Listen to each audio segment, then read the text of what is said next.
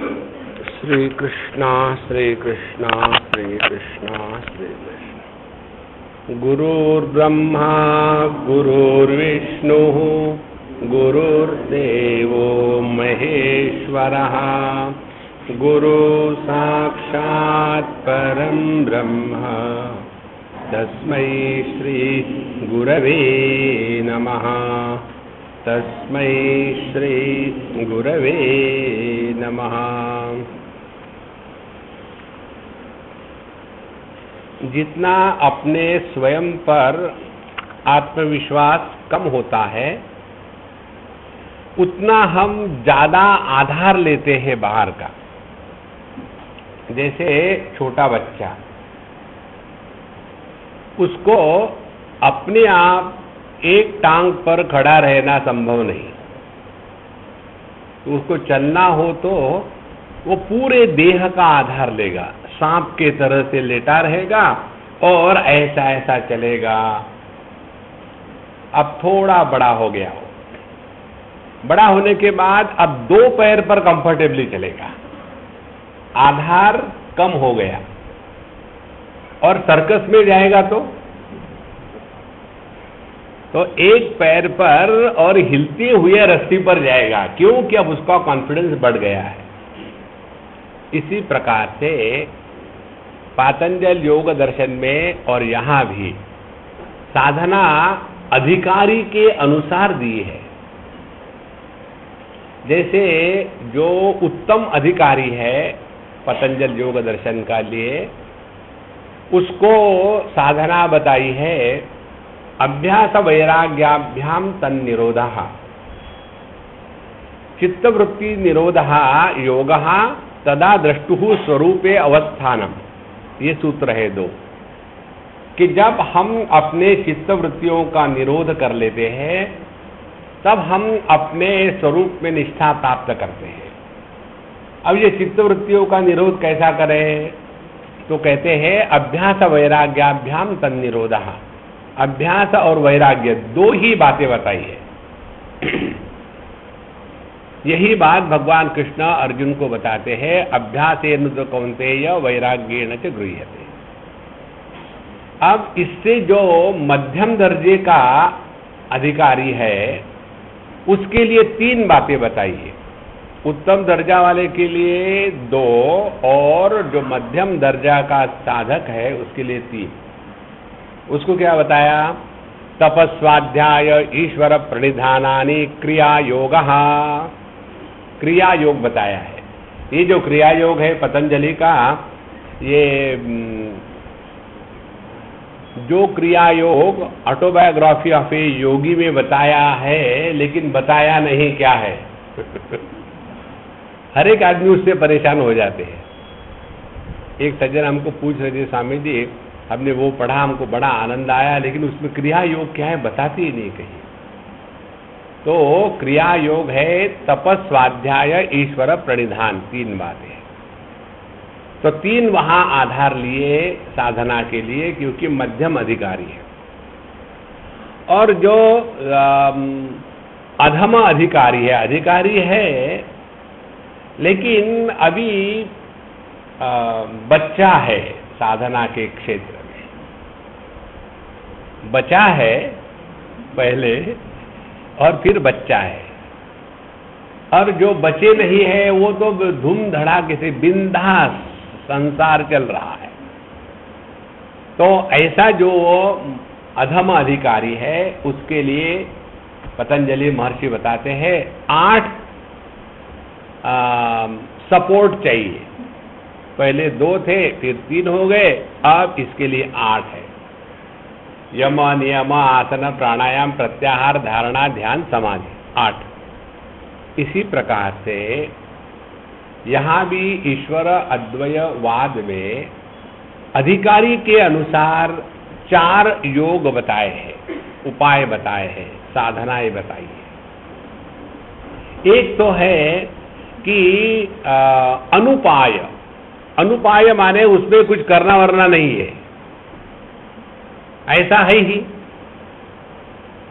यह अनुपाय की साधना अब हम लोगों के रहते समय किसके जीवन में हो गई है उसका उदाहरण लेना है, तो वो उदाहरण है हमारे निसर्गदत्त महाराज का। निसर्गदत्त महाराज को एक बार सत्संग में उनके मित्र के गुरु महाराज के सत्संग में वो गए, भजन कीर्तन हो रहा था और गुरु महाराज ने सत्संग में बताया तुम साक्षात परब्रह्म परमात्मा हो। इतना काफी था।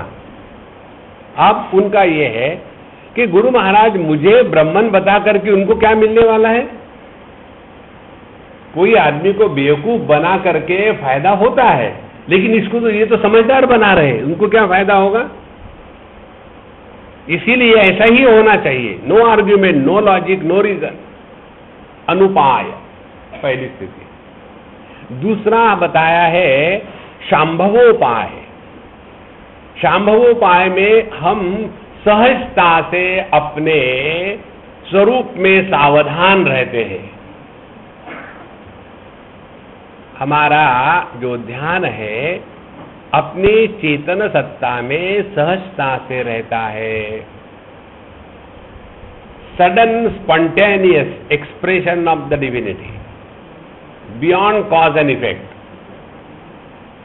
फिर तीसरी साधना बताई, हम पिछले 5-6 दिनों से देख रहे थे, और वो थी शाक्तोपाय। शाक्तोपाय साधना में हमको मंत्र साधना बताई गई है। तो मंत्र साधना में क्या क्या हम लोग गड़बड़ी करते हैं, हाथ में माला लेकर के रटे जा रहे मैकेनिकली। ये ऐसा इसलिए होता है क्योंकि हमने जगत के वस्तु व्यक्तियों को महत्व दिया है, और हमारी जो साधना है मंत्र जप की, उस मंत्र के उच्चारण के द्वारा कुछ प्राप्त करना है।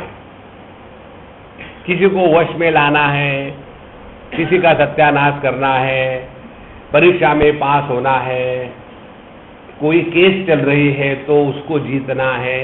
यही हमारी उपासना होती है। हम कितने जगह देखे हैं ये उपासना करने वाले, उनमें आत्मविश्वास नाम की कोई चीज नहीं होती, हमेशा डरे रहते हैं। डरने की क्या बात है? कन्हैयालाल कहते हैं अनन्या चिंतयन्तो माम ये जना पर्युपासते तेषाम नित्याभियुक्तानाम योगक्षेमं वहाम्यहम्। जब भगवान ने ये स्पष्ट बता दिया है कि तुम्हारी आवश्यकता को मैं देखूंगा और तुम्हारी रक्षा मैं करूंगा, तो डरने की क्या बात है? देखो, लेकिन हम उपासना करेंगे और हमेशा डरे डिप्रेशन में चले गए, फ्रस्ट्रेशन में चले गए, रोते रहेंगे। ये उपासना नहीं है, ये बेवकूफी है। ये भगवान के प्रति संदेह बताना है कि आई डाउट योर इंटेंशंस। इसका एक आपको उदाहरण दे, हमारे ठाणे की बात है। ठाणे में भी समझदार लोग रहते हैं कोई। तो वहां किसी के घर हम गए, खाना खाने के लिए जाते हैं। तो खाना पीना खा लिया और जब हम निकले, उन्होंने पहले हमको इंस्ट्रक्शन दे दी, स्वामी जी आप अकेले आना, किसी को मत लाना साथ। हमने कहा ठीक है, जहां तक मुझे खाना दोगे मैं कुछ भी करने को तैयार हूं। तब उनके आ गए, खाना पीना खा लिया, भगवान की मूर्ति और उनकी उपासना ये वो सब कुछ देखा।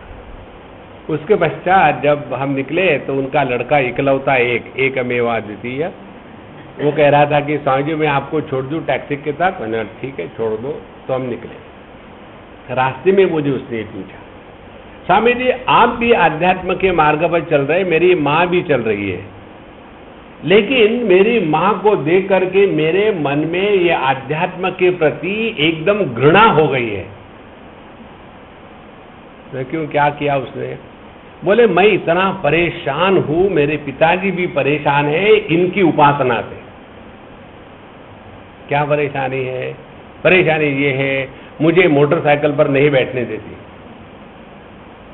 नहीं बैठना, नहीं कुछ हो गया तो समझो मैंने कहा कि मैं 8 बजे वापस आऊंगा और 8:15 बज गए, तो भगवान के सामने खूंटी पर उल्टा गिलास रख करके जब करती है, रोती है। यदि मेरा बेटा 5 मिनट के अंदर आएगा तो 5 पारायण, यदि 7 मिनट के अंदर आएगा तो 3 पारायण, 10 मिनट के अंदर आएगा तो 2 पारायण। अरे वहां कुछ ब्राइबिंग चल रहा है क्या? और नॉन स्टॉप रोना धोना। देखो, उपासना के द्वारा आत्मविश्वास जागृत हो जाता है। जिस उपासना के द्वारा आत्मविश्वास जागृत नहीं होगा वह उपासना नहीं है, वो मूर्खता है। इसीलिए यह जो शाक्तोपाय है उसमें जो मंत्र साधना बताई है, कल 2 दिन में हम लोगों ने देखा है कि मंत्र साधना क्या है। पहले हम वैखरी वाणी से हट करके मध्यमा में प्रवेश कर रहे हैं, मध्यमा से पश्यंती में और पश्यंती से परा में। तो प्रत्येक मंत्र का अर्थ जब आत्मस्वरूप में घटित होता है तब हमने शाक्तोपाय ठीक से समझा है। और ये उपासना करने वालों में ये परेशानी क्यों आती है? इसलिए आती है, अब ये बातें अब ये तीसरे सेक्शन में, तीसरे अध्याय में बताएंगे।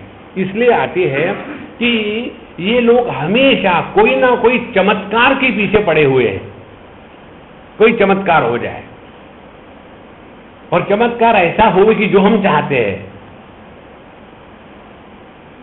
और फिर जहां चले गए, अपने मन की इच्छा पूरी हो गई, हाँ तो ये बड़े अच्छे हैं क्योंकि हमारी इच्छा पूरी कर रहे हैं। एक बात समझ लेना पक्की मन में, जो हमारी इच्छाओं को पूरा कराता है वो हमको रस्सी से बांध के बंधन में रखता है। जो हमको इच्छा से मुक्त कराता है, इच्छा को पूरी नहीं कराता, इच्छाओं से मुक्त कराता है। इच्छाओं को पूरा करना माने कैसा है? इच्छा हमारे मन में क्लेश दुख निर्माण करती है, और यदि इच्छाओं को पूरा करना यही हमने साधु संतों के पास जाकर के मांगा है, तो क्या मांगा है? बीमारी आई, डॉक्टर के पास गए और हमने पेन किलर खाया। पेन किलर खाने से उस समय तक आपका जो दुख है वो शांत हो जाएगा, लेकिन जैसे वो पेन किलर निकल गया फिर वो दुख का जो कारण था वो तो वैसा ही है ना, उसको थोड़ी निकाला है। जीवन में दुख का कारण यह इच्छाओं की पूर्ति का प्रयत्न। यदि इच्छा ही ना हो तो, इसीलिए तद विज्ञानार्थम गुरुमेवाभिगच्छेत् समित पाणि श्रोत्रिय ब्रह्मनिष्ठ। श्रोत्रिय ब्रह्मनिष्ठ गुरु का तात्पर्य है ऐसे आचार्य के पास कि जो हमारी इच्छाओं से हमको मुक्त करता है। इसीलिए कठोपनिषद में परमात्मा के प्राप्ति के जो लक्षण बताए हैं वो यही है, यदा सर्वे प्रमुच्यन्ते कामा यस्य हृदि श्रिताः अथ मर्त्यः अमृतो भवति अत्र ब्रह्म समश्नुते। जब हमारे अंतःकरण में एक भी इच्छा नहीं रहेगी, इच्छा रहित अस्तित्व को परमात्मा कहते हैं। जहां थोड़ी भी इच्छा है वहां संसार प्रारंभ हुआ। तो शाक्तोपाय ये तृतीय दर्जे के साधक के लिए बताई गई साधना है। अब इसके बाद हम तीसरे सेक्शन में आते हैं।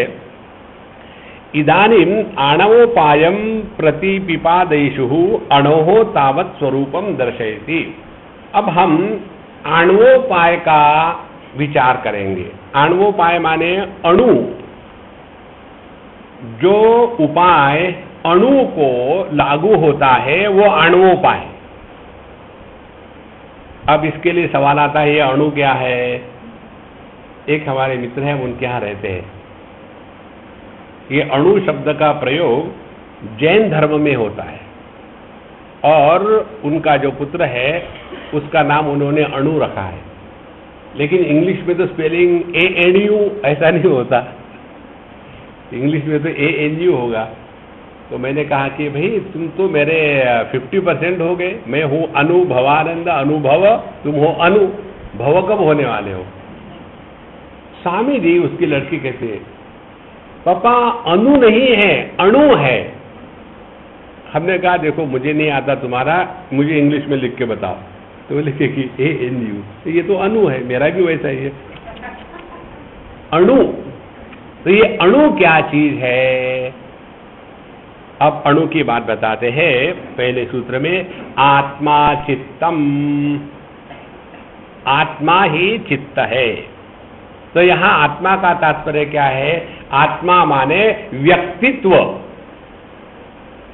Individual self. ये क्या है? चित्तम, अपना जो चित्त है वही आत्मा है। अब इसको जरा ठीक से समझ लें। हमारे वेदांत शास्त्र का हम लोगों ने जो अध्ययन किया है उसमें अंतःकरण चतुष्टय कहते हैं, मन बुद्धि चित्त और अहंकार। मन जो है वो संकल्प विकल्पात्मक है, बुद्धि जो है वो है अध्यवसाय रक्षणा। जरा आप ठीक से बताओ ना। अच्छा, बुद्धि जो है वो है निश्चयात्मिका। तो मन संकल्प विकल्पात्मक है, बुद्धि जो है निश्चयात्मिका है, और अहंकार इन दोनों का ओनर है, मालिक है, और चित्त है स्मृति का संग्रह। चारों को अंतःकरण चतुष्टय कहते हैं। इस शास्त्र में ऐसा नहीं कहते। क्या कहते हैं? चित्तम किसको कहते हैं? चित्तम कहते हैं जब चेतन सत्ता का तीन गुणों के साथ संबंध आने के बाद तीन प्रकार की जो अभिव्यक्तियां होती है, ये तीन प्रकार के अभिव्यक्तियों को कलेक्टिवली चित्त कहते हैं। पहले तो वो समझ में नहीं आता था, अब ये और कठिन हो गया। भगवान शंकराचार्य कहते हैं ना, चित्तम चित्त विजानीयात। चित्त असल में देखा जाए तो चैतन्य ही है, चित्तम चित्त विजानीयात। लेकिन यही चैतन्य, यही चिद वस्तु जब प्रकृति के तीन गुणों के साथ तादात्म्य करती है, तो प्रकृति के तीन गुण कौन से हो गए? सत्व रजस तमस। सब कंठस्थ है, लेकिन ये नहीं समझ में आता, आज तक ना किसी ने सत्व देखा है, ना रजस देखा है, ना तमस देखा है। ठोक ठोक करके दिमाग में भर दिया है।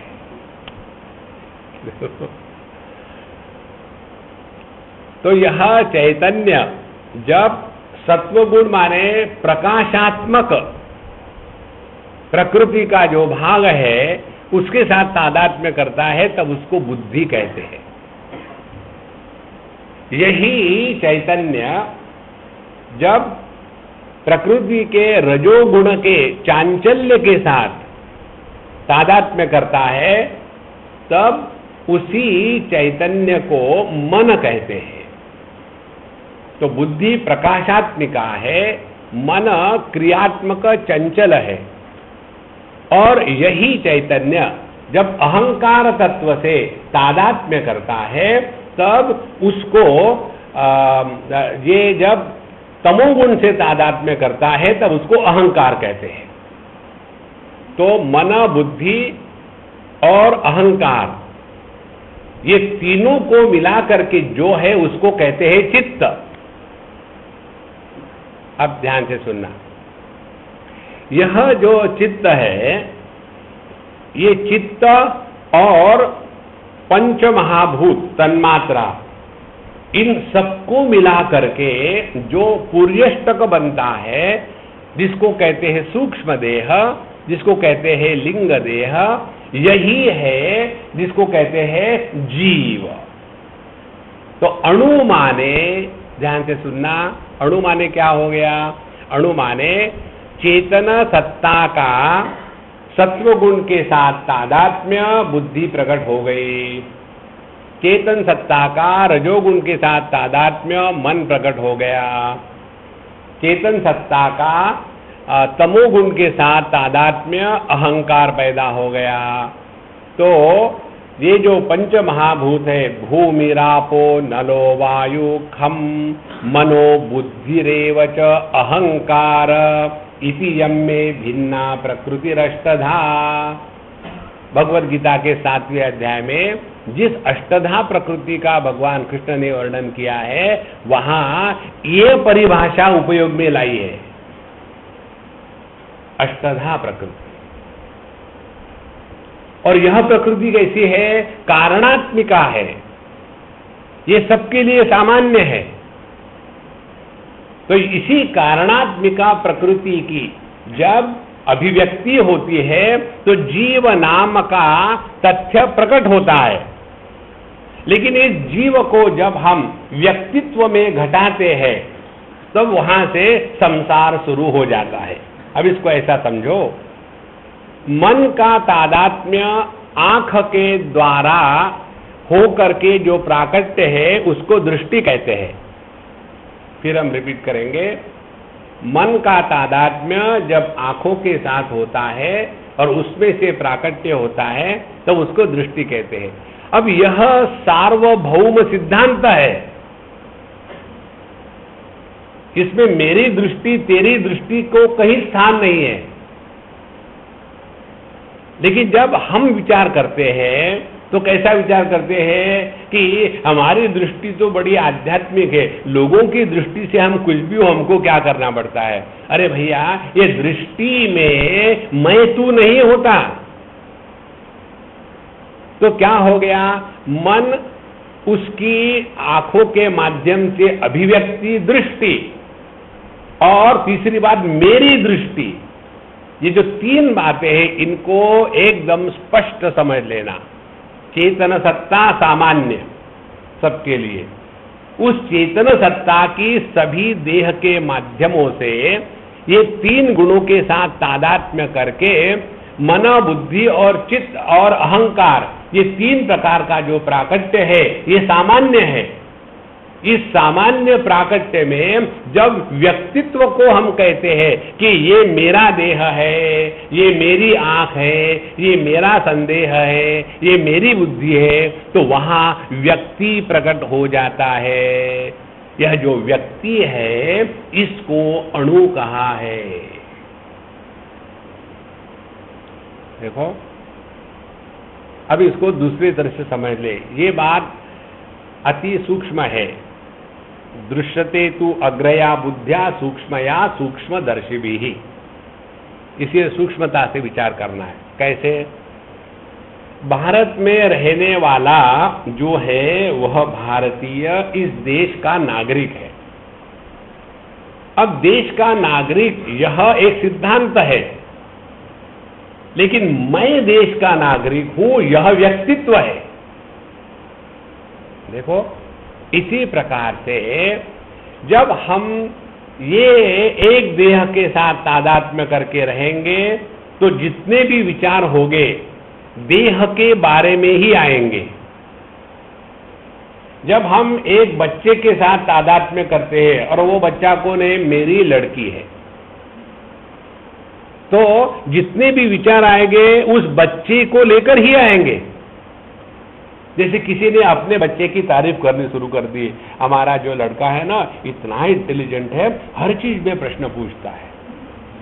एक माँ बताती है दूसरी माँ को, तो दूसरी माँ उसकी जबान काट के रख देती, ये तो कुछ भी नहीं, मेरी जो लड़की है ना इतनी स्वीट है कि चाय पीने के पहले उसको किस करके पी लो तो चाय में चीनी डालने की जरूरत नहीं।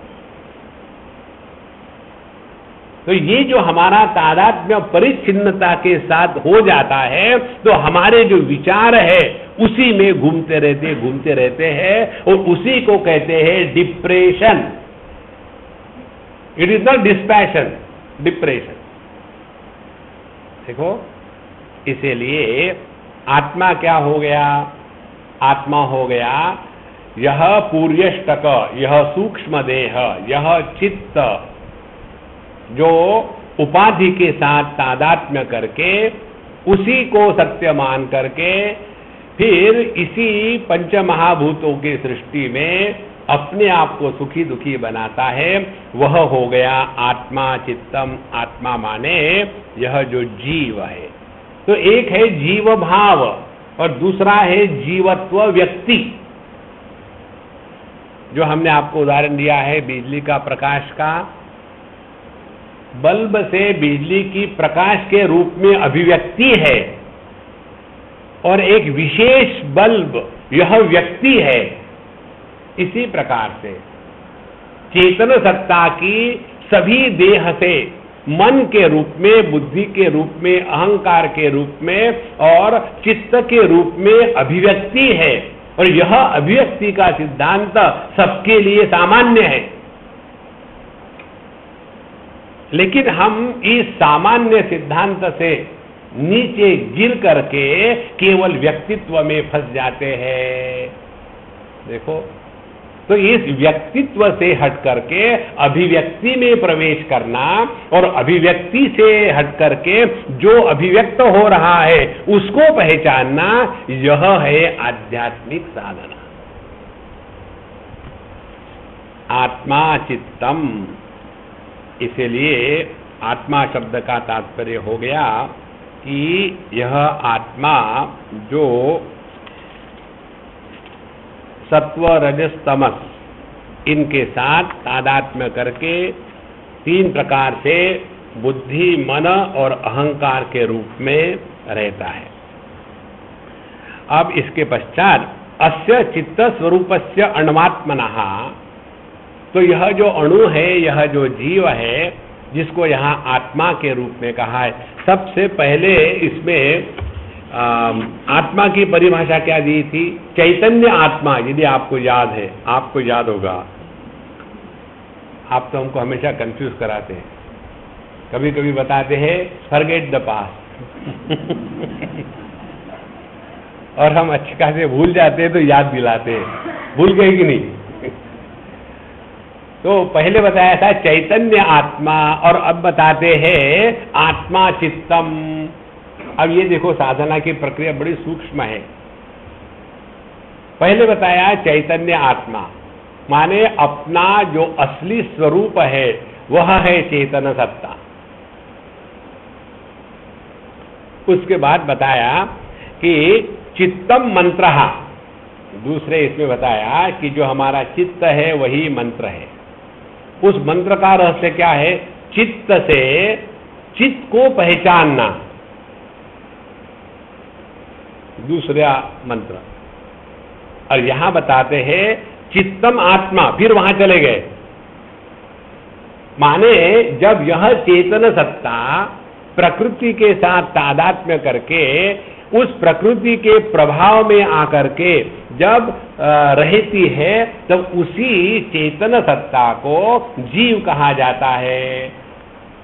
एक उदाहरण हमने आपको कई बार दिया है, आप उस उदाहरण को झटक के निकल जाते हो। स्वामी जी को दूसरा उदाहरण आता ही नहीं, लेकिन इस एक उदाहरण को समझ लो, सब ठीक हो जाएगा।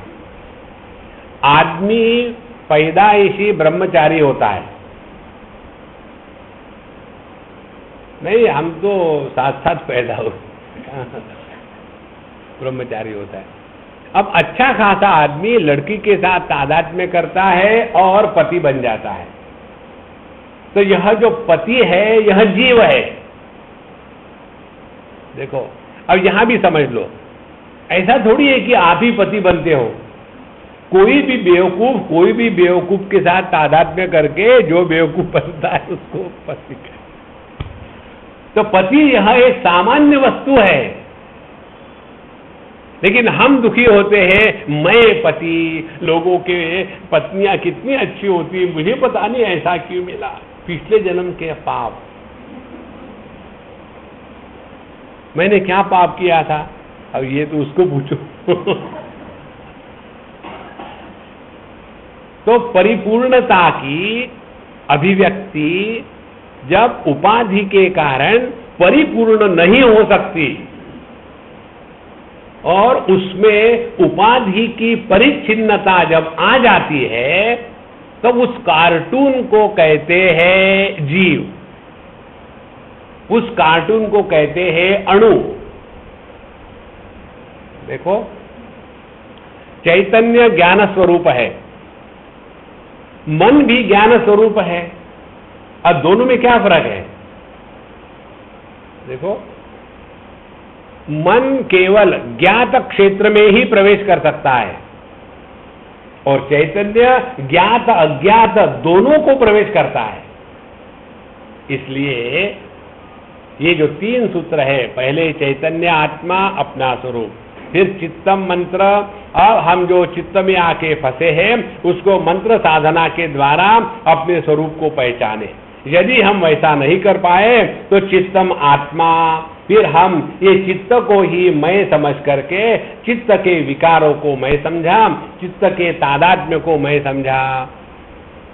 इसीलिए यह जो अणु है, जीव है, ये है सूक्ष्म देह या लिंग देह। इसको आत्मा कहने का तात्पर्य ये है, अतति इति आत्मा, अतगतौ, जो एक स्थान से भिन्न स्थान पर जाता है उसको आत्मा कहते हैं।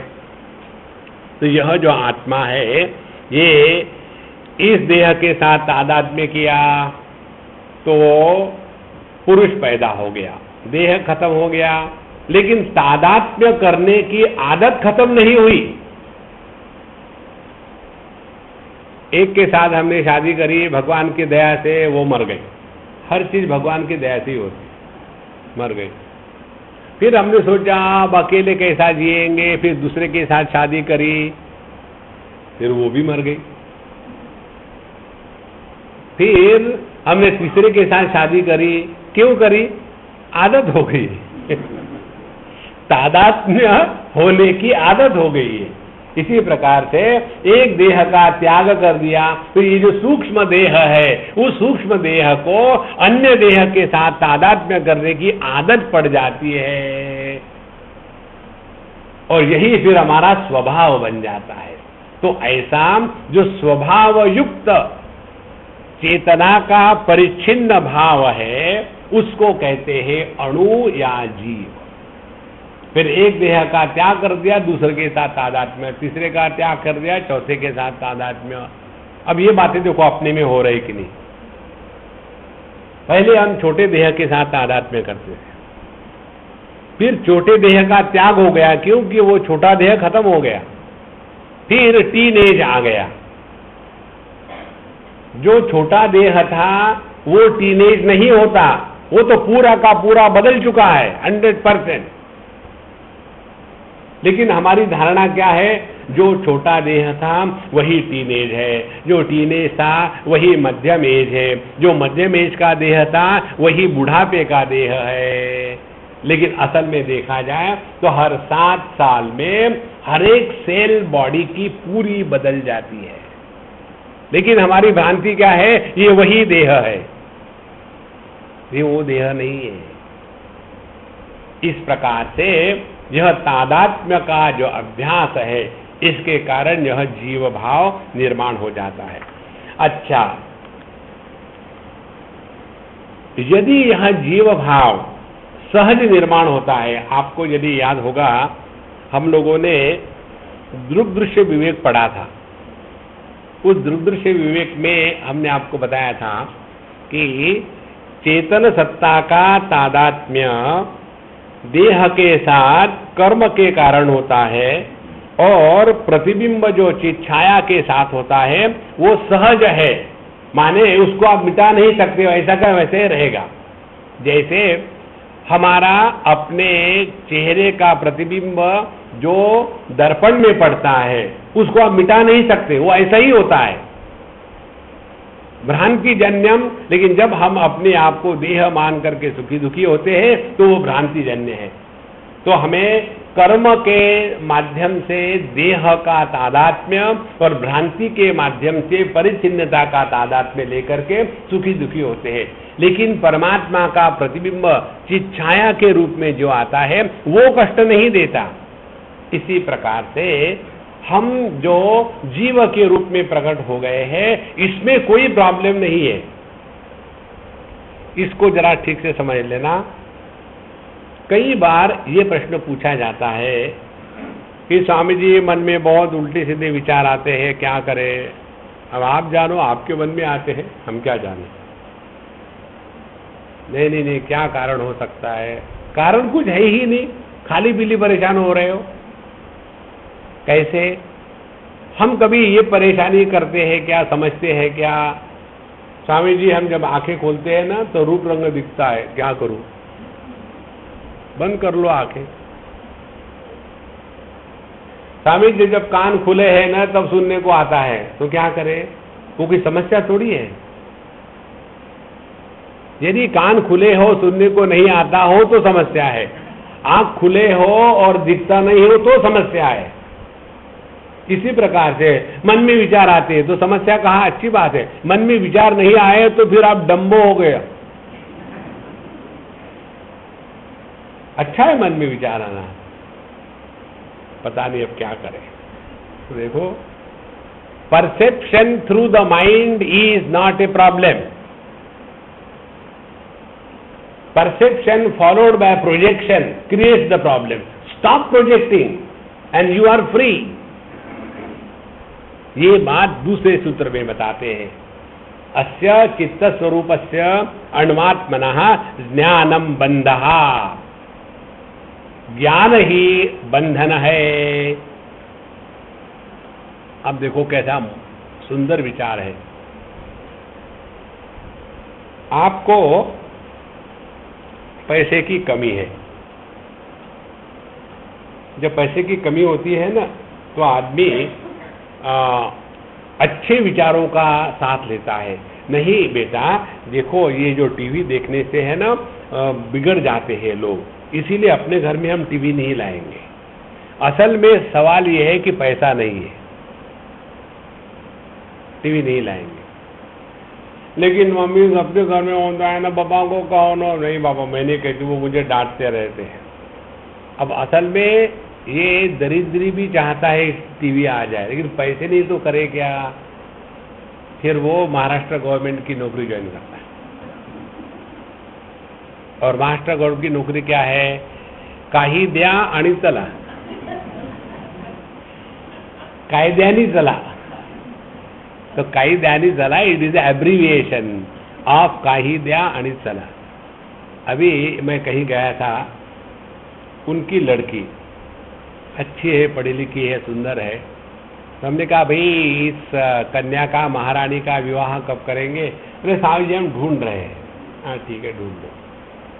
और दूसरे सज्जन थे, बोले स्वामी जी ये जो है ना ये हमारे रिश्तेदार ही है, इनकी डिमांड्स क्या है अपने लड़की के लिए? उसको गवर्नमेंट का जॉब हो और ऊपर की कमाई हो। ठीक, खुल्लम खुल्ला प्यार करेंगे हम दोनों। माने व्यक्ति कहां तक पहुंच सकता है? तो ज्ञान बंध क्या है? ज्ञान का यही बंधन है कि जब हमको किसी चीज के बारे में मालूम नहीं तो वो हमारे मन में विक्षेप निर्माण नहीं करता। लेकिन अब हमको मालूम हो गया, यदि हम ये काम करेंगे तो टेबल के नीचे से 10,000 रुपये आ जाएंगे, और वैसे 10,000 रुपये जेब में आ गए, ज्ञानम बंधा। बच्चे कह रहे थे टीवी लेना है, हर एक के घर में होता है टीवी, तो अपने भी घर में आना ही चाहिए, नहीं तो लोग क्या कहेंगे। जैसे जेब में पैसे आ गए तो एडवर्टाइजमेंट टीवी के दिखेंगे, न्यूज़पेपर खोलो तो टीवी दिखेगा, पहले नहीं दिखता था। देखो ज्ञानम बंधहा माने क्या हो गया कि जो ज्ञान हमको इंद्रिय और मन के माध्यम से प्राप्त होता है, उस ज्ञान के प्रति हमारे मन में या तो आकर्षण होगा या तो तिरस्कार होगा। जो ज्ञान हमारे अंतःकरण में आकर्षण या तिरस्कार निर्माण करता है, वही ज्ञान बंधन का कारण है। देखो ज्ञानम बंधः सुख दुख मोहमय अध्यवसाय आदि वृत्ति रूपम तद उचित भेद अवभाषणात्मकम यत् ज्ञानम तद बंधः। जो ज्ञान सुख दुख निर्माण करता है वह बंधन है। देखो, माने सुख दुख निर्माण करता है माने क्या? सुखी दुखी बनाता है। जीवन में सुख आने के बाद सुखी ना बनो और जीवन में दुख आने के बाद दुखी ना बनो, तो सुख दुख दोनों भी हमको बंधन कारक नहीं है। भगवद गीता 2 अध्याय, दुखेषु अनुद्विग्न मनाः सुखेषु विगत स्पृहः वीतराग भय क्रोधा तदिहि मुनि उच्यते।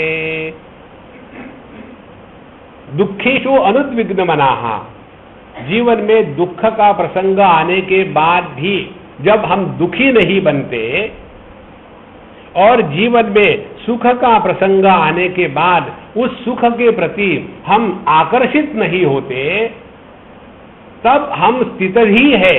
स्थितधि माने जिसका दिमाग ठिकाने पर है। और ऐसे संत का ज्ञान कभी करप्ट नहीं होता। देखो, इसीलिए ज्ञानम बंधः का तात्पर्य क्या हो गया कि जीवन में सुख दुख का आना ये दुख का कारण नहीं है, उसके साथ जो तादात्म्य है। उसी प्रकार से तत्पाशितत्वाद एव ही अयम संसरति, और उसके साथ तादात्म्य करने से ही यह जो अणु है, यह जो जीव है, ये एक जन्म से दूसरे जन्म में चला जाता है। देखो, भगवद गीता में जैसा बताया वैसे यहाँ भी बताते हैं। सत्वस्थः राजसस्थश्च तमस्यो गुणवेदकः एवं पर्यटते देहि स्थानात् स्थानांतरम व्रजेत्। पुरुषः प्रकृतिस्थो हि भुंक्ते प्रकृतिजान गुणान कारणम गुणसंगोस्य सद असद जन्म योनिषु। 3 गुणों के साथ तादात्म्य करके यह जो जीव है भिन्न भिन्न प्रकार के योनियों में भटकते रहता है। कहाँ कहाँ जाता है? 14वें अध्याय में भगवान बताते हैं, ऊर्ध्वम गच्छन्ति सत्वस्था मध्ये तिष्ठन्ति राजसाः जघन्य गुणवृत्तिस्थाः अधो गच्छन्ति तामसाः। 3 टायर है। सत्व गुण जो वाले है ऊर्ध्वम गच्छन्ति, ऊपर के बर्थ में जाके। एक बार की बात है, अभी की नहीं, बहुत पहली बात है। उन दिनों में ये एसी का चक्कर नहीं शुरू हुआ था, और I always like the lower berth, ऊपर कौन चढ़ेगा। तो एक बार ऐसा हुआ, हम कहीं जा रहे थे और ट्रेन शुरू हो गई और एक दिव्य भव्य देह वहाँ आ गया और उसको ऊपर का बर्थ मिला और मुझे नीचे का मिला। जब उसने देखा कि अब मुझे ऊपर चढ़ना है, कैसे चढ़ूंगा, क्या करूंगा, तो उसने कहा कि बाबा जी आप तो हल्के फुल्के हो। हमने कहा हाँ हाँ मैं शुगर मेंटेन करता हूँ। नहीं, मुझे कहने का तात्पर्य ये है कि आप ऊपर चले जाएंगे। क्या? नहीं, मुझे तो बहुत जीना है अभी। बोले नहीं, वो ऊपर नहीं, मेरे बर्थ पर चले जाएंगे, क्योंकि मेरा बर्थ ऊपर का है। तो मैंने कहा मैं विचार करके बताऊंगा। फिर मैंने विचार करना शुरू कर दिया, और जब सोने का समय आएगा तो ठीक है मैं ऊपर जाता हूँ। बोले आपने क्या विचार किया इतना समय?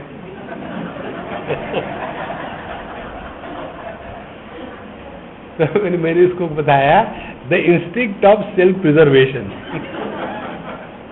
उसको समझ में नहीं आया। अच्छा हुआ, क्योंकि ये इतना भव्य देह ऊपर जाएगा, वो नीचे आ गया तो अच्छा गया, स्वयं ऊपर चले जाओ।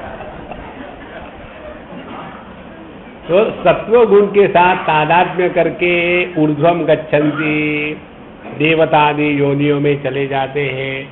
रजोगुण के साथ तादात्म्य करके हम देह का त्याग करें तो मनुष्य जन्म में पैदा होते हैं, और यदि तमोगुण के साथ तादात्म्य करके देह का त्याग कर दे तो हम गधे घोड़े निर्माण हो जाते हैं। इस प्रकार से यह जो देही है, यह जो जीव है, 3 गुणों के साथ तादात्म्य करके ही एक जन्म से दूसरे जन्म में जाता है।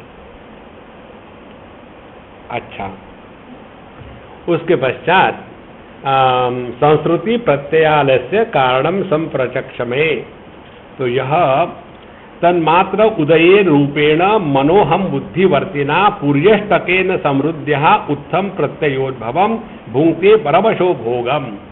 इसलिए यह जो देही है, ये मन, बुद्धि और अहंकार, इन तीनों में ऐसा फंसा है कि उसी के कारण वो सुख दुख को लेकर के यहाँ से वहाँ भटकता है। यह जो पूर्यष्टक है, इसी को कहते हैं सूक्ष्म देह, जिसको भगवान श्री कृष्ण भगवद गीता में बताते हैं अपरा प्रकृति।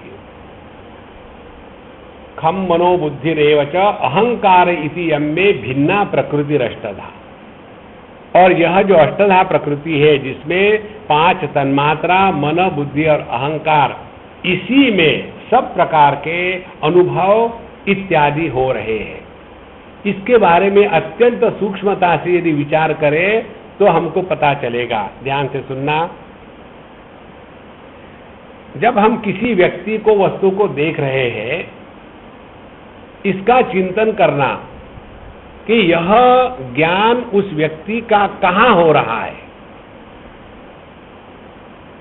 जैसा हम आपको देख रहे हैं और आप हमको देख रहे हैं, तो ये ज्ञान कहां हो रहा है?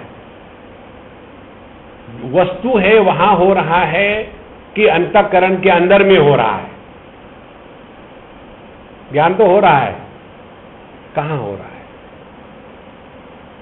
बाहर के अंदर।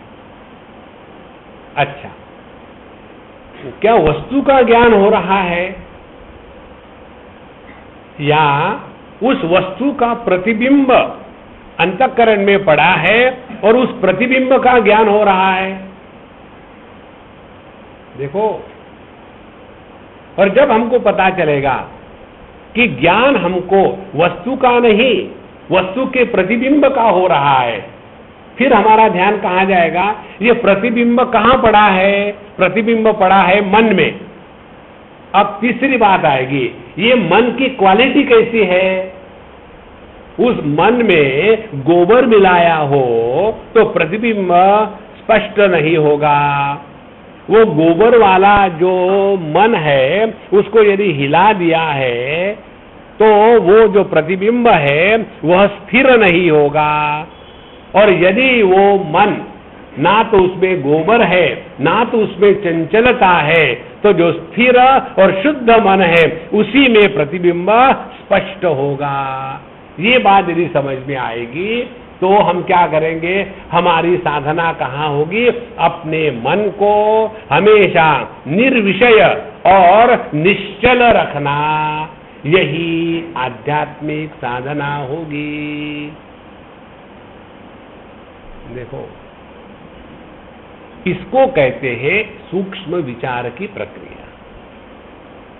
स्वामी जी गांव पर मन बहुत डिस्टर्ब करता है। क्या करने वाले जो होते हैं ना, they are good for nothing.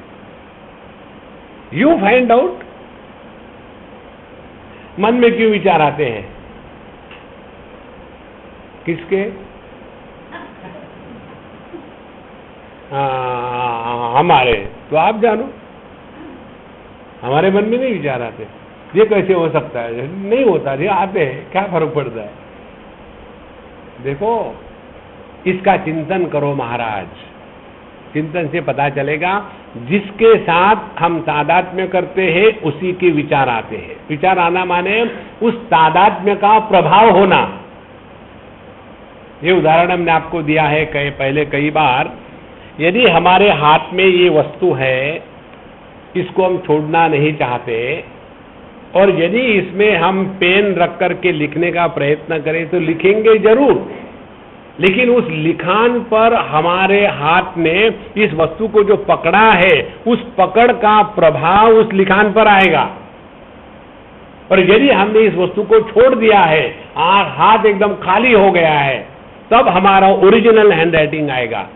इसी प्रकार से हमारे मन का तादात्म्य किसी भी परिच्छिन्न वस्तु के साथ जब हो जाता है तो जो विचार आते हैं वो विचार उस तादात्म्य के द्वारा प्रभावित होकर के आते हैं और वो हमको परेशान करते हैं। देखो, वस्तु को देखा, यह वृत्ति है, उसमें कोई समस्या नहीं है। समस्या कब है? जब उस वस्तु को देखने के बाद फिर हमने कल्पना का साम्राज्य शुरू कर दिया है। वस्तु सुंदर है, वस्तु आवश्यक है, बिना वस्तु के जीवन व्यर्थ है, तो किसी भी प्रकार से उस वस्तु को लेना ही चाहिए। ये जो बाकी के खाली पीली जो विचार आए हैं वो बंधन का कारण बनते हैं। इसीलिए यहां जो बताते हैं कि ज्ञानम बंधः, तीन प्रकार से यह बौद्ध प्रत्यय का ज्ञान जो है, बौद्ध प्रत्यय का ज्ञान माने जिस ज्ञान के उपलब्धि में इंद्रिय और मन या बुद्धि इनका व्यवहार होता है उनको कहते हैं बौद्ध प्रत्यय ज्ञान। ये ज्ञान तीन प्रकार से हमको परेशान करता है। पहला प्रकार ये है कि जैसे ये बात हमने आपको दूसरे शब्दों में बताई थी पहले, क्योंकि कोई वस्तु उपयोगी है इसका मतलब ये नहीं कि वो वस्तु सत्य है। देखो, पूर्व पश्चिम उत्तर दक्षिण, फेंग शुई, शेंग फुई क्या कहते मुझे पता नहीं। आज जिनको ये रोग हो गया है, अनेक प्रकार के रोग होते हैं ना, तो किसी को फेंग शुई हो जाता है।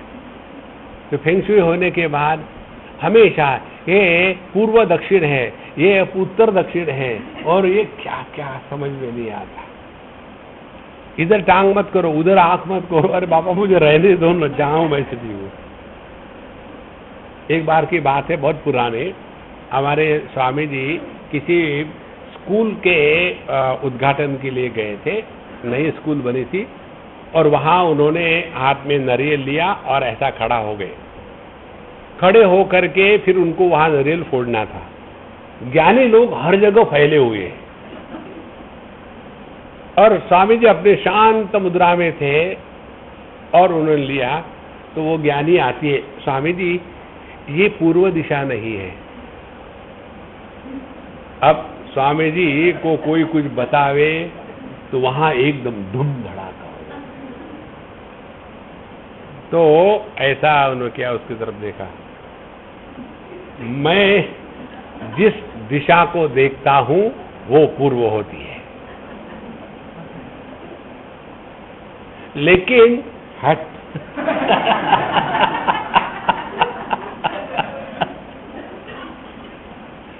अज्ञानियों के लिए पूर्व दिशा होती है जिस दिशा में सूर्य का उदय होता है। ज्ञानियों के लिए वो जिस दिशा को देखते हैं वो पूर्व दिशा होती है। देखो संतो, क्योंकि ये पूर्व पश्चिम उत्तर दक्षिण फेंग शुई के लिए काम आती है, इसका मतलब ये नहीं वो सत्य है।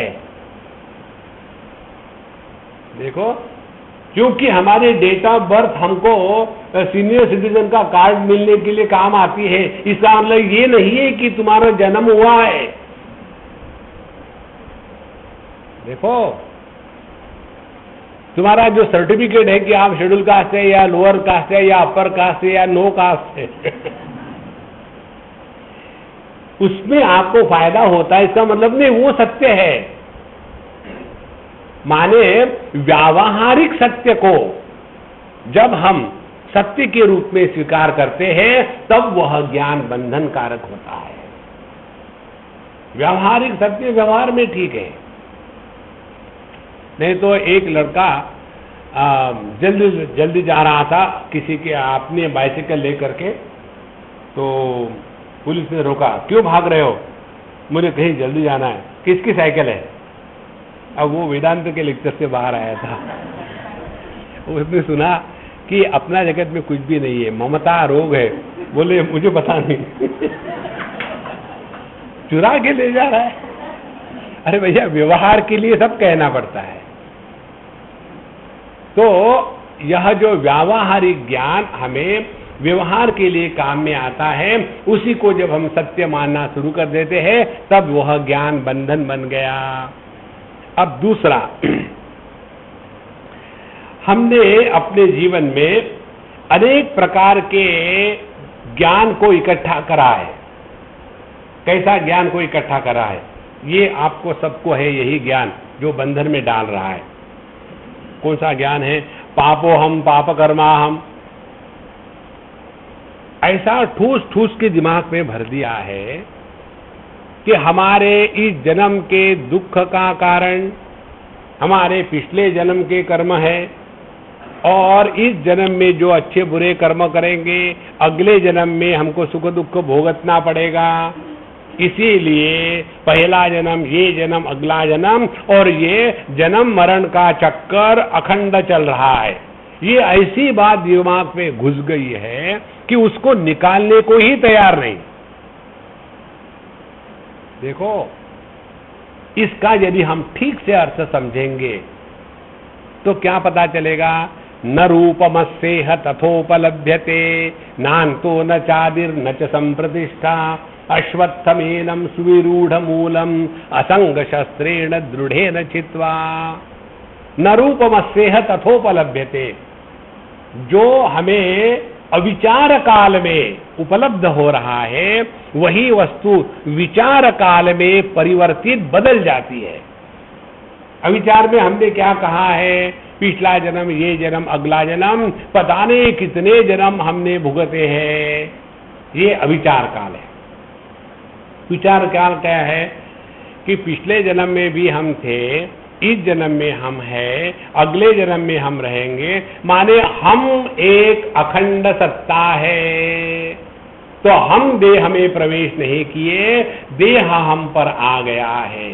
जैसे आकाश में बादल आते हैं, बादल तितर पितर होके के नष्ट हो जाते हैं, आकाश को कुछ नहीं होता। इसी प्रकार से एक नहीं, सभी के सभी देह मय्येव सकलम जातम, मयि सर्वम प्रतिष्ठितम, मयि सर्वम लयम याति, तद ब्रह्माद्वयमस्मि हम।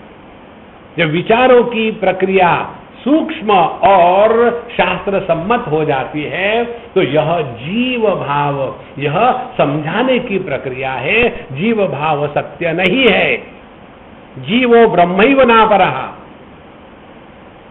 देखो, इसीलिए ज्ञान का दूसरा बंधन ये है, हमने जिसको प्रक्रिया के रूप में स्वीकार करना है उसको सत्य के रूप में स्वीकार किया है। आपको याद होगा, हमने आपको कई बार उदाहरण दिया है बच्चे को गणित पढ़ाने का। अब बच्चे को कहाँ इंटरेस्ट होता है? एक और एक माने दो, क्या फर्क पड़ता है कितने हो? उसका इंटरेस्ट है चॉकलेट में। तो टीचर सोचते कि मैं बड़ी इंटेलिजेंट हूं, हर टीचर को यही लगता है। और जो टीचरों ने जिंदगी भर KG1 KG2 को पढ़ाया है ना, वो बड़ों के साथ भी ऐसी बात करते हैं। एक है, मैं नाम नहीं बताऊंगा, मुझे जिंदा रहना है। जब बात करते हैं, Swami ji how are you, अब दादी माँ है, बोलती ऐसी है, तो मैं भी उत्तर देता हूं ऐसे, मम्मा जी आई एम ऑल राइट। आप ऐसा क्यों बोल रहे हैं? क्योंकि आप ऐसी बोल रही है। तो छोटे बच्चों को पढ़ाने के लिए फिर ये टीचर सोचती कि मैं बड़ी इंटेलिजेंट हूं। बच्चों के सामने इंटेलिजेंट है, दुनिया के सामने भी हूं। अच्छा, क्या पढ़ाती है? एक चॉकलेट और एक चॉकलेट माने 2 चॉकलेट, चॉकलेट दिखा दिए। अब बच्चे का ध्यान एक की तरफ नहीं, चॉकलेट की तरफ है। इसको लग रहा है कि मैं एक पढ़ा रही हूं, वो पढ़ रहा है चॉकलेट। इसी प्रकार से शास्त्र हमारा ध्यान उस एक की तरफ लाना चाहता है कि एकमेवाद्वितीय, वही एक तत्व जब मनुष्य के देह से प्रकट होता है तो मनुष्य के गुण धर्म प्रकट हुए। वही देह जब स्त्री के देह से, वही तत्व जब स्त्री के देह से प्रकट हुआ तो स्त्री के गुणधर्म प्रकट हुए। वही तत्व जब गधे के देह से प्रकट हुआ तो विजडम प्रकट हुआ। गधे से बढ़कर के और कोई स्थित प्रज्ञ नहीं है। न्यूज़पेपर खा करके पेट भरता है नहीं तो वहां कभी विटामिन की कमी पड़ती है, ना तो कोई ग्रीन चाहिए, कुछ नहीं चाहिए, न्यूज़पेपर खाओ मस्त रहो। तत्व एक ही है, भेद औपाधिक है। लेकिन हम कहते हैं कि उच्च योनि ऊर्ध्वम गच्छन्ति सत्स्ताः अधो गच्छन्ति तामसाः। बड़ी योनि छोटी योनि, उच्च योनि माने कि देवता योनि, और नीचे योनि माने गधे घोड़े सुअर की योनि। ध्यान से सुनना, इस चीज को समझ लो ना तो आप ये जीव भाव के चक्कर से हमेशा के लिए छूट जाओगे। जो आनंद एक बंगाली को रसगुल्ला खाने में आता है, एक गुजराती को ढोकला खाने में आता है, एक गधे को न्यूज़पेपर खाने में आता है, और एक सुअर को विष्टा खाने में आता है, वो आनंद भोग का सामान्य है, कोई फर्क नहीं उसमें। अपने महाभारत में कथाएं आती है।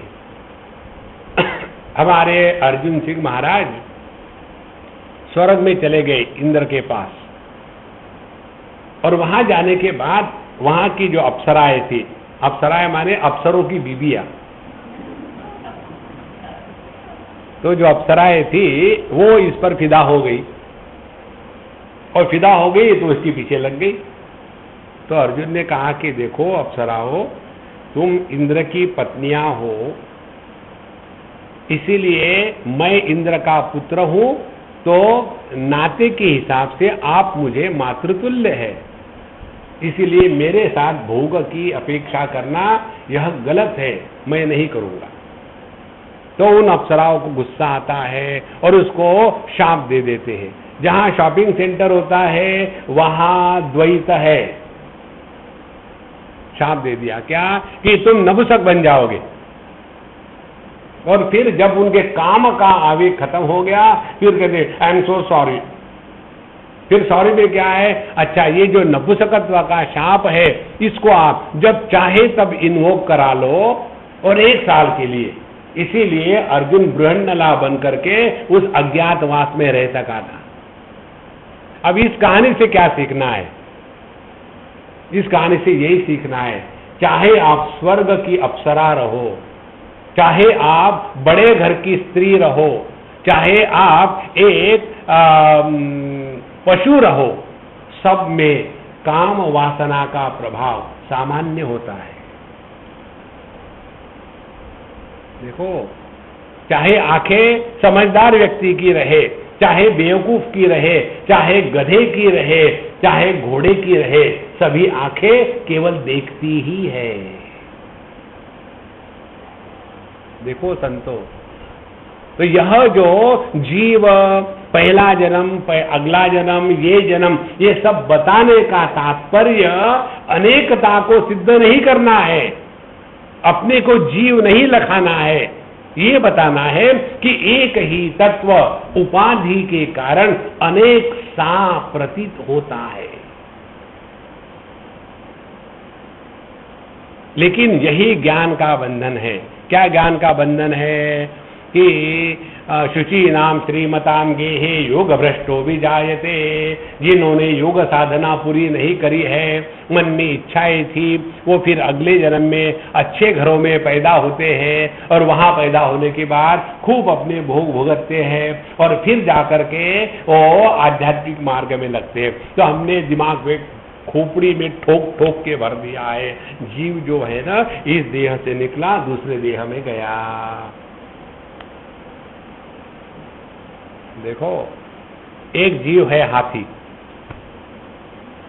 उसने अपने हाथी के देह का त्याग किया, गणित के अनुसार उसका अगला जन्म मच्छर का है। अरे बाप रे, इतना बड़ा जीव मच्छर के अंदर में कैसे जाएगा? देखो,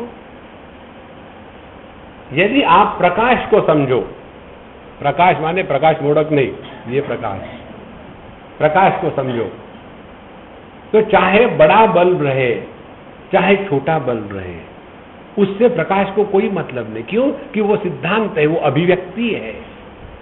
और जब एक बल्ब फ्यूज हो गया तो उसमें से निकल करके प्रकाश दूसरे बल्ब में नहीं जाता। देखो, तो कहां है पूर्व जन्म, ये जन्म, अगला जन्म? तो ये सभी की सभी प्रक्रिया है। ये प्रक्रिया में जो फंसना है, यही है ज्ञानम बंधः, यही ज्ञान बंधन का कारण बनता है। तो पहला कौन सा ज्ञान बंधन का कारण बना? व्यावहारिक ज्ञान। उसको हमने इतना सत्य मान के रखा है कि असल में दक्षिण पूर्व, पूर्व पश्चिम ये सब परेशान करता है। देखो, जब बच्चे सोते हैं ना रात को, तो माँ बाप फेंग शुई से इन्फेक्टेड है तो कहते बेटा इधर टांग मत करो, उधर टांग मत करो, बाकी सब सो जाते हैं। और सोने के पश्चात रात भर वो जो बच्चा है ना, घड़ी के सुई के जैसा घूमते रहता है, कुछ नहीं होता उसको। इस प्रकार से यह जो व्यावहारिक ज्ञान और जो हमने दुनिया भर के शब्द राशि को सुन सुन करके दिमाग में भर लिया है, वह ज्ञान बंधन का कारण बनता है। और तीसरा जो ज्ञान है, उसको ज्ञान कहें कि अज्ञान कहें, तीसरा जो ज्ञान है कि जो हमने अपने आप को देह, मन, बुद्धि इत्यादि मान लिया है कि यही मैं हूं, यही बंधन का कारण है। तो ज्ञानम बंधः माने उपाधि के माध्यम से अभिव्यक्त होने के स्थान पर हम औपाधिक हो जाते हैं, उपाधि को ही हम अपने आप को समझना लग जाते हैं। इसका एक उदाहरण दूं आपको मैं। एक बार कहीं हमारा लेक्चर चल रहा था, 5-6 ज्ञानी इकट्ठे हो गए, उसमें एक कोई प्रोफेसर भी थे, उनका नाम था Rao, I always remember him. और जो इंट्रोडक्शन कराने वाला था एक सज्जन, उसने कहा ये हमारे स्वामी जी महाराज है और ये मुनि जी महाराज है और ये मिस्टर राव है। मिस्टर राव को आया गुस्सा, डॉक्टर राव, अच्छा वो मिस्टर नहीं है, ये डॉक्टर की उपाधि के साथ इतना तादाद में। आप देखेंगे मिलिट्री के जितने अफसर होते हैं ना,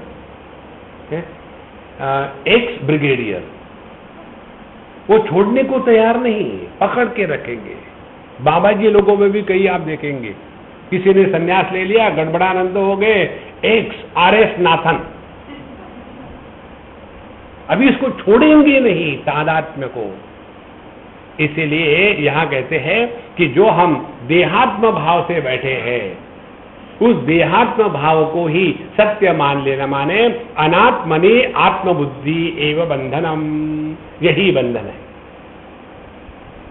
तो ये 3 प्रकार का ज्ञान, व्यावहारिक ज्ञान को जब हम ज्यादा महत्व देते हैं तो बंधन का कारण बनता है। तो व्यावहारिक ज्ञान को व्यवहार में रखो ना।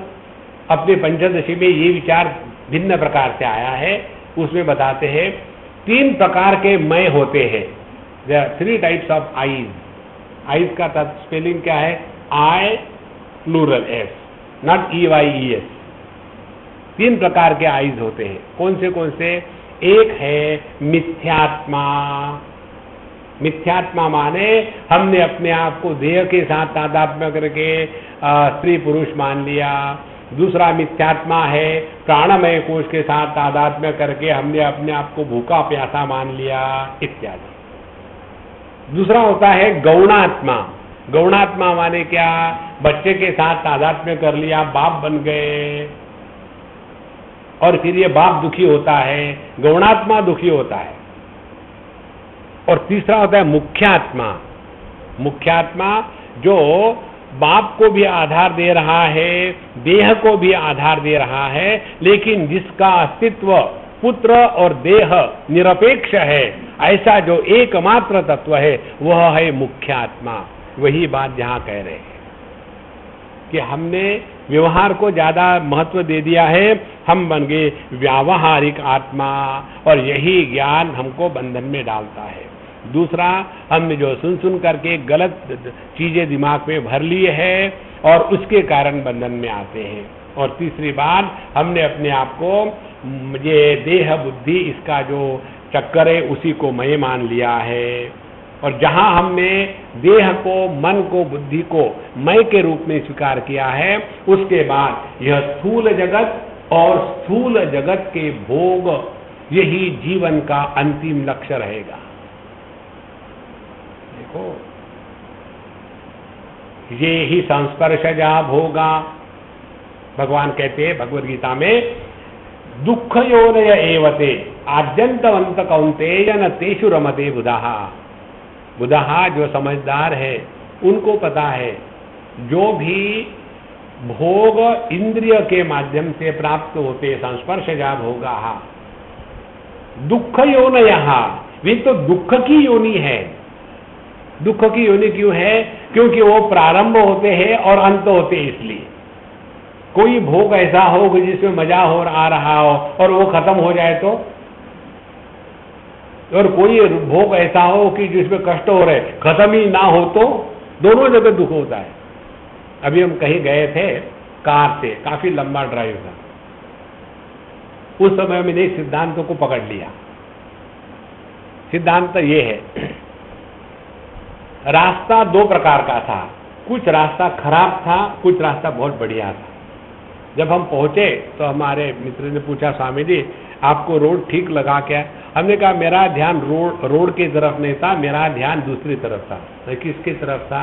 हमने कहा देखो, जब रोड अच्छा था तब तो गाड़ी फट से निकल जाती है, जब रोड खराब होता है तब गाड़ी खड़ा कर। इसी प्रकार से जीवन के जो अच्छे क्षण होते हैं वो फट से निकल जाते हैं, और थोड़ा सा कहीं दुख आ गया तो Einstein's law of relativity becomes applicable. हमारे जीवन में इतने दुख क्यों है? 2 मिनट के लिए सरदर्द हुआ तो पूरे विश्व को उसको बताना है, और हमेशा स्वास्थ्य ठीक रहा है तो भगवान को थैंक यू गॉड एक बार भी नहीं कह रहा। देखो, इसलिए यह जो बंधन है, ये बंधन देहात्म भाव से रहना यही है। तो जो समझदार है उनको ये समझ में आ जाता है कि देह के कारण ही यह स्थूल जगत महत्व का बनता है, और स्थूल जगत महत्व का बनने के कारण ही हम इस जगत में दोस्त दुश्मन निर्माण करते हैं। जो हमको मदद करेगा वो अच्छा है, जो नहीं करेगा वो बुरा है, और जो अच्छा नहीं लगता वो सामने आया तो मुंह फटा, अरे बाप रे सुबह सुबह किसके दर्शन हो गए। मन की ही कल्पना है। इसीलिए यह ज्ञान बंधन है, तो ये ज्ञान को ठीक से करना यही साधना है। अब एक यहां प्रश्न उठाते हैं, ज्ञानम प्रकाशकम लोके आत्मा चैव प्रकाशकः अनयोर अपृथक भावा ज्ञाने ज्ञानी प्रकाशते। मन भी ज्ञान स्वरूप है और चेतन सत्ता भी ज्ञान स्वरूप है, तो एक ज्ञान बंधन का कारण बनता है, दूसरा ज्ञान मोक्ष का कारण बनता है। ये कैसे होगा?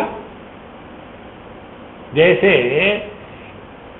सूर्य का प्रकाश है और एक छेद में से सूर्य के प्रकाश का अंश आ रहा है, तो जो सूर्य के प्रकाश का अंश होगा क्या उसमें अंधेरा होगा? नहीं, उसमें भी प्रकाश है। इसी प्रकार से चेतन सत्ता यदि ज्ञानात्मक है, इस चेतन सत्ता की अभिव्यक्ति जो मन अंतःकरण के रूप में हो रही है वह भी ज्ञानात्मक है, तो इसमें भेद कहां से आया? क्यों यह चेतन सत्ता ज्ञान मोक्ष का कारण है और अंतःकरण ज्ञान ये बंधन का कारण है? ये कैसे हो सकता? अब इस प्रश्न को लेकर के अगला सूत्र है, उसको हम कल देखेंगे। ओम पूर्णमदः पूर्णमिदं पूर्णात् पूर्णमुदच्यते पूर्णस्य पूर्णमादाय पूर्णमेवावशिष्यते। ओम शांति शांति शांति। हरि ओम। श्री गुरुभ्यो नमः। हरि ओम।